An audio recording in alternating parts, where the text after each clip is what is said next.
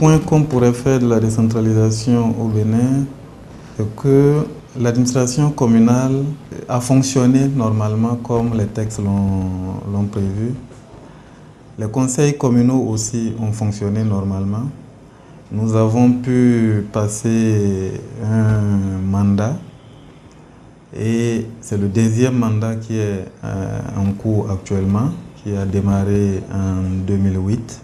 Les plans de développement communaux ont été élaborés par la plupart des communes.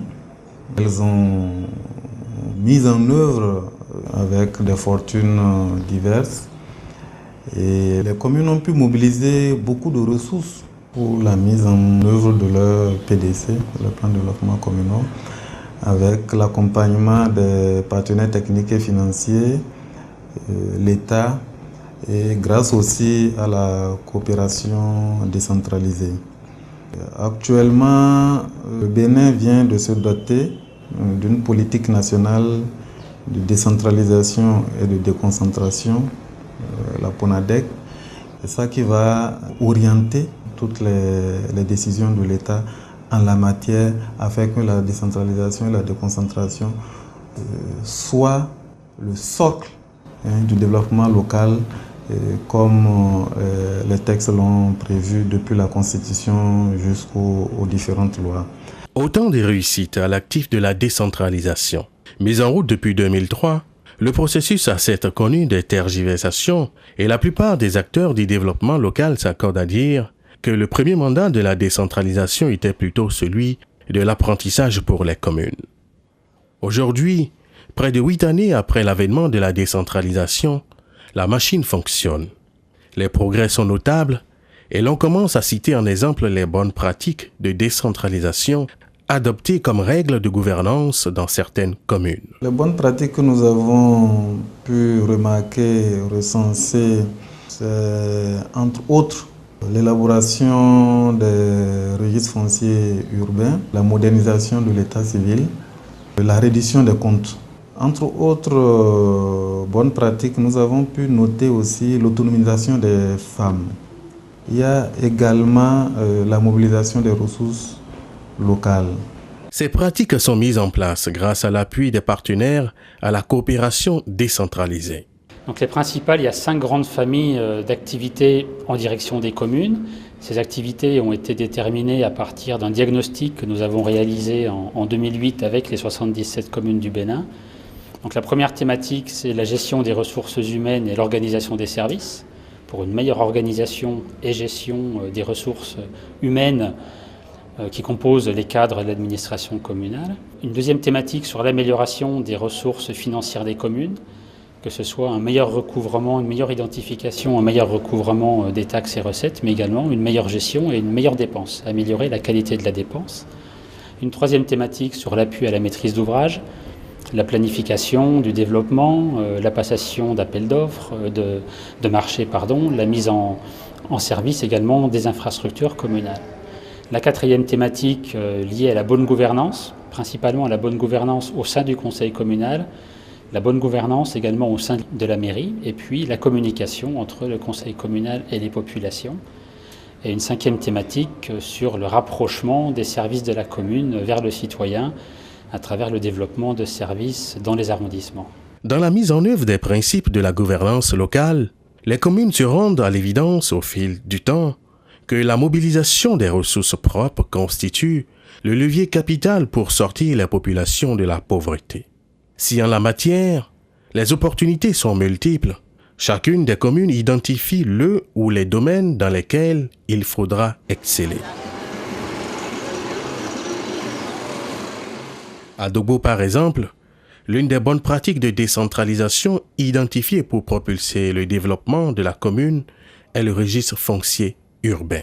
C'est un système qui permet à l'autorité de connaître toutes les maisons, tous les habitants ou propriétaires terrains qui résident sur son territoire. En deux termes, le RFU permet de connaître le potentiel fiscal de la commune. De même, ça aide l'autorité en matière de sécurité. Parce qu'avec la police et le logiciel, nous identifions les rues à travers la ville. Et en cas d'insécurité, la police rapidement peut intervenir. C'est depuis 2005 que le processus a démarré. Il y a eu des études de faisabilité qui ont permis de révéler que la commune de Dogbo peut vraiment être dotée d'un outil comme le RFU.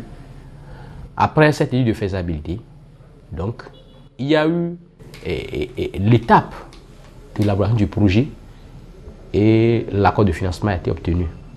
Après cela, on a recruté un cadre pour pouvoir animer le service RFU. À partir de ce moment, ce cadre a été renforcé dans la gestion donc, des différents logiciels destinés donc, à gérer la base de données, à savoir les logiciels sur le ACS, le MapInfo, etc. Donc, il y a une série de formations qui ont été organisées au profit donc, des agents chargés de gérer cet outil. Il y a eu également des visites, d'échanges, des voyages de stage à Riederkek qui a permis le renforcement des capacités. Si Dogbo est classé au premier plan, sur le plan national aujourd'hui, dites-vous, c'est parce que nous avons bénéficié de l'appui des partenaires hollandais. Au départ, quand ils nous proposèrent le RFU, le conseil avait refusé. Et ces partenaires nous ont dit qu'ils préfèrent nous aider et que Dogbo, la commune elle-même, va se prendre en charge. En quoi faisant, ils ont dit c'est RFU. RFU, ils ont dit qu'ils vont nous apporter 100 millions de francs CFA. Et ce qu'ils ont fait, ils nous ont appuyés dans le lotissement en faisant la cartographie satellitaire qui a coûté. Ils nous ont donné des motos pour faire des enquêtes et des études de faisabilité. Ils ont investi. Et c'est 2 ans après, que nous tous, on s'est rendu compte qu'effectivement, qu'ils nous ont rendus autonomes. Parce qu'on a passé de 8 millions et on avoisine près de 50 millions aujourd'hui. À Boycon, l'auto-évaluation des communes réalisée en 2008 a montré que cette ville excelle dans la mobilisation des ressources propres. Pour la réalisation de cette performance, la commune s'est inspirée de l'expérience de Koulékamé, une commune souvent citée en référence pour ses bonnes pratiques en matière de gouvernance locale.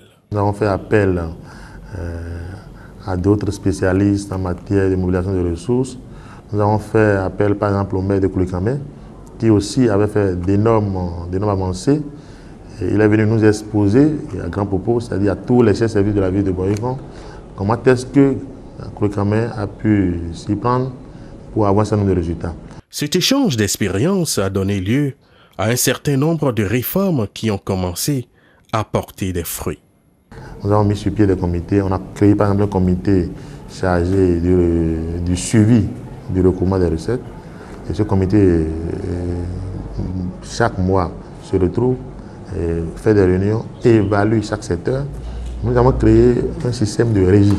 Il y a 2 niveaux de régisseurs. Il y a un régisseur qu'on appelle régisseur principal de la commune qui siège à la mairie.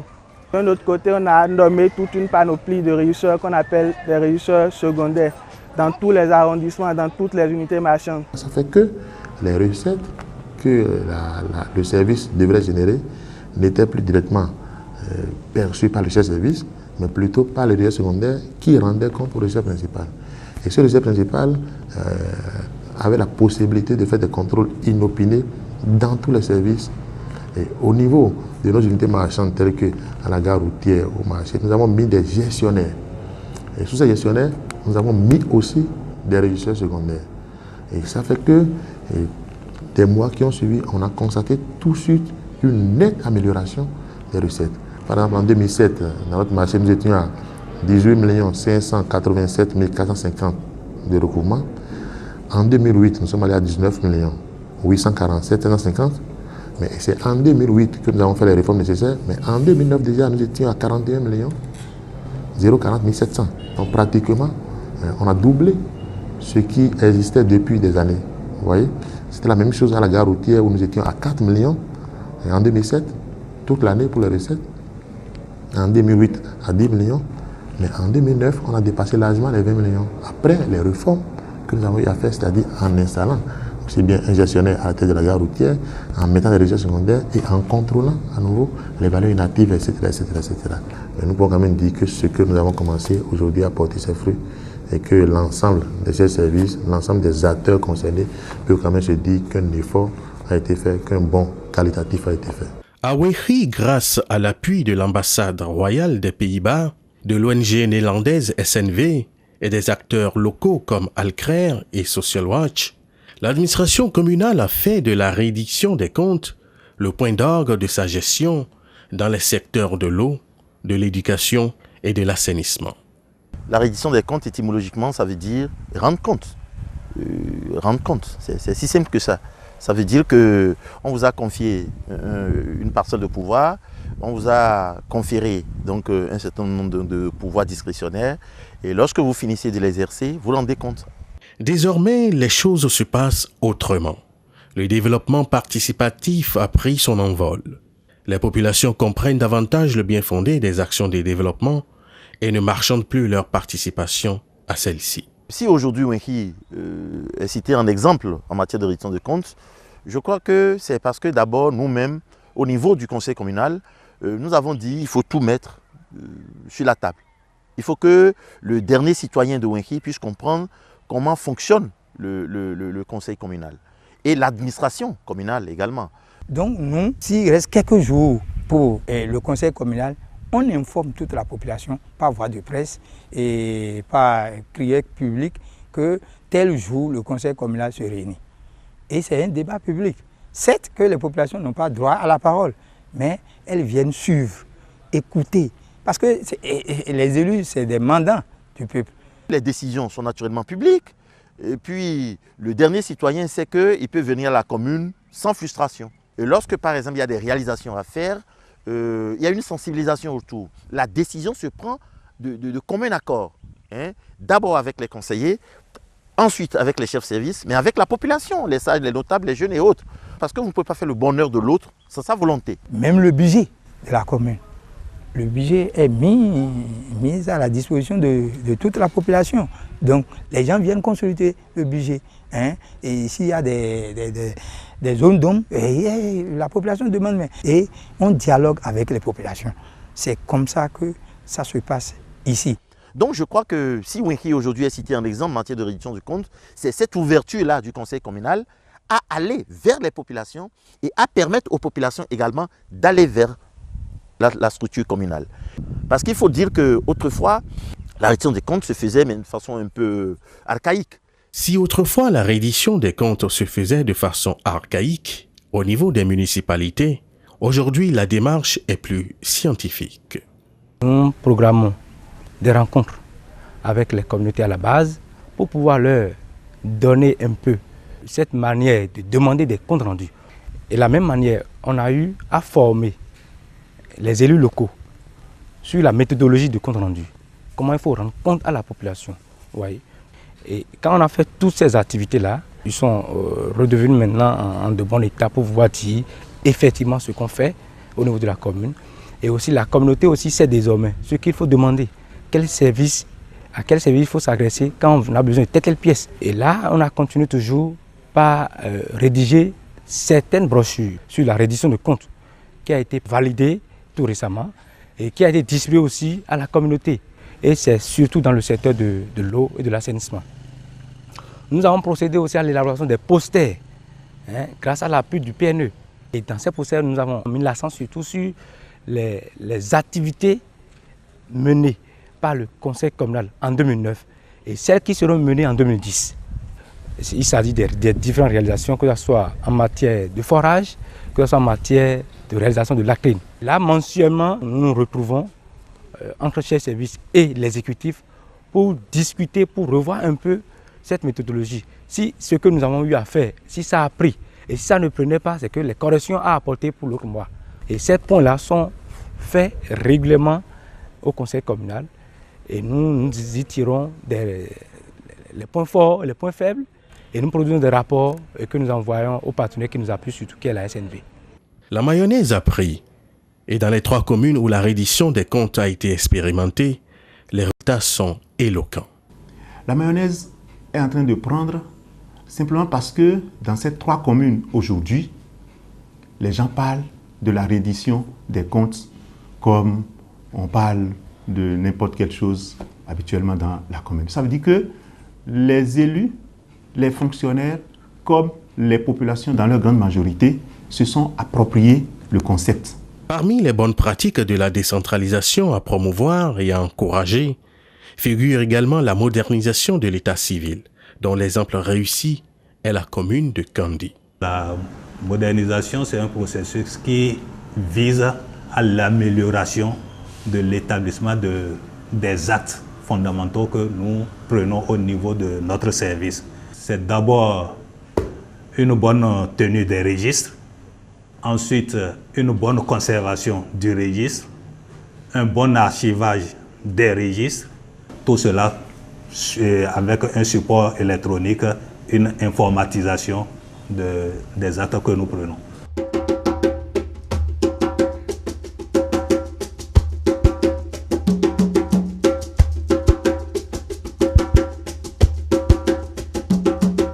De façon automatique à Kandi, lorsque la jeune femme ou la jeune fille accouche dans un centre de santé, d'office, il est inscrit dans le registre de l'état civil de notre mairie.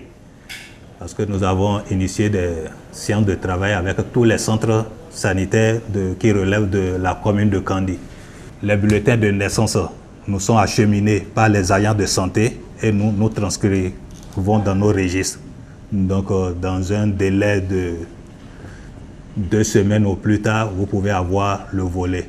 Bon. Maintenant, lorsque la naissance se fait en dehors d'un centre sanitaire, là également, vous courez, toute personne qui a assisté à la naissance court au centre de l'état civil pour nous dire qu'il y a un enfant qui est né dans telle famille. S'il a toutes les références qu'il nous donne, il fait la déclaration dans un délai de 10 jours. Il a son acte autant que l'enfant qui a été mis au monde dans un centre sanitaire.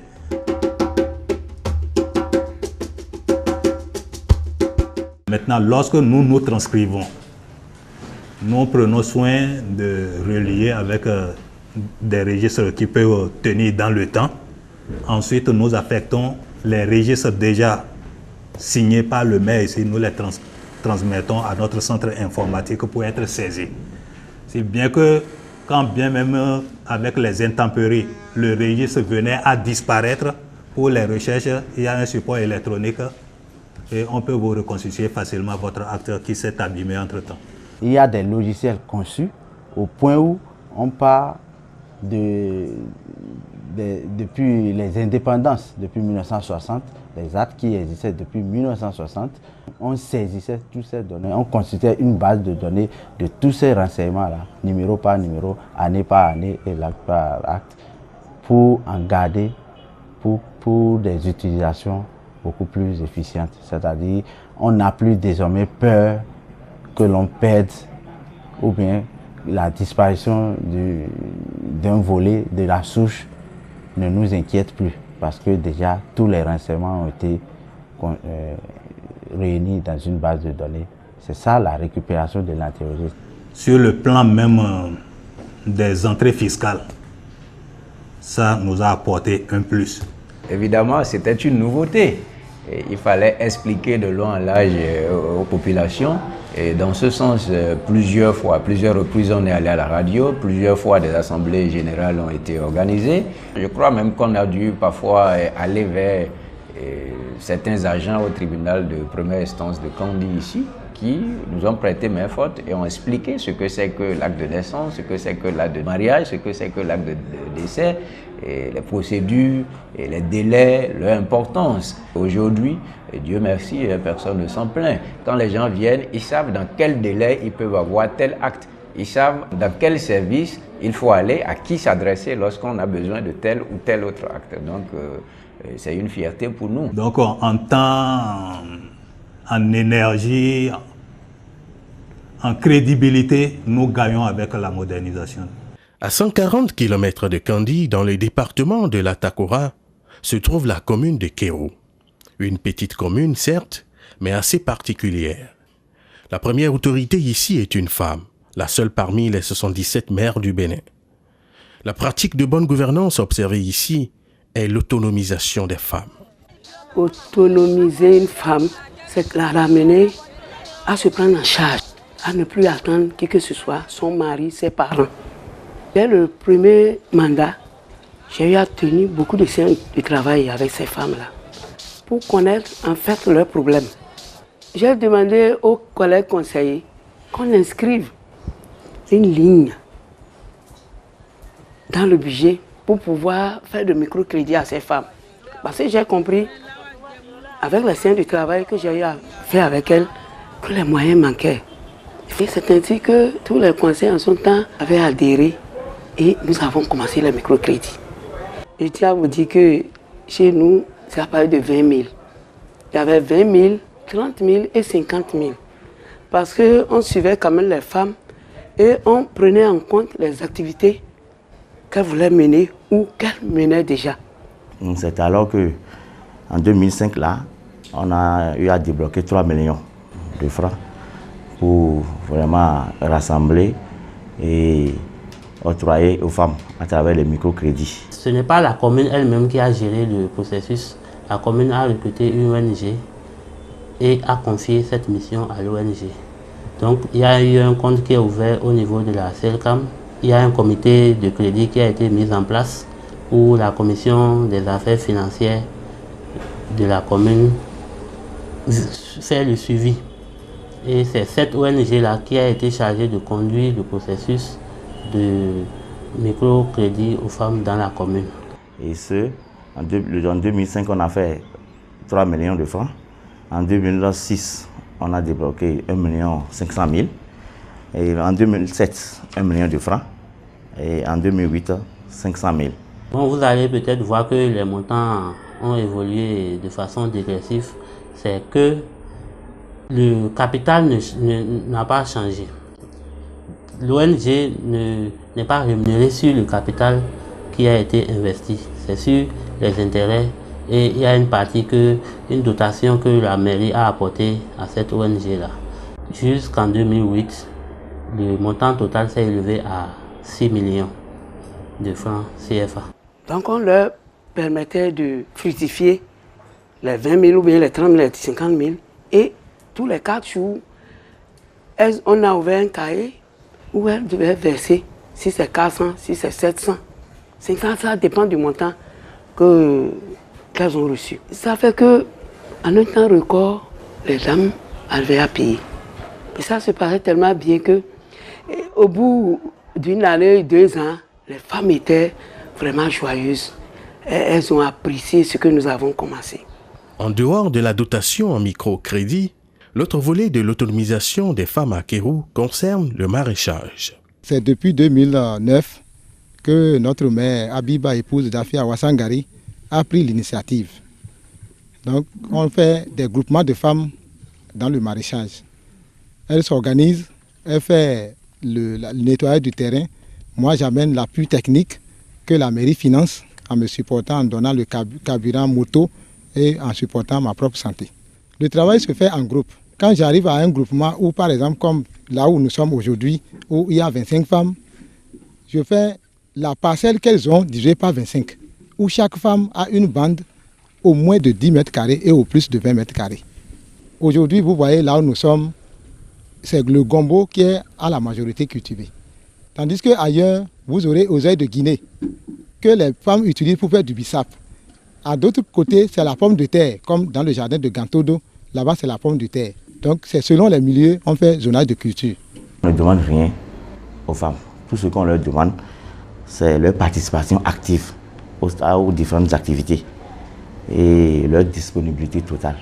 Mais aujourd'hui, je peux vous dire que nous dépassons 20 groupes. Mais avec le maraîchage, c'est très bien. Aujourd'hui, si tu tapes à une de ces femmes, elles ont au moins 100 000 en poche.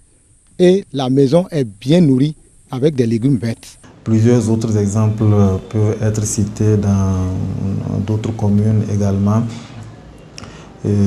À Souava, par exemple, c'est tout ce qui est fait déjà à la base pour promouvoir l'élève fille, pour qu'en grandissant, déjà les mentalités changent, pour que les gens se disent la femme aussi a droit de citer dans les questions concernant la gestion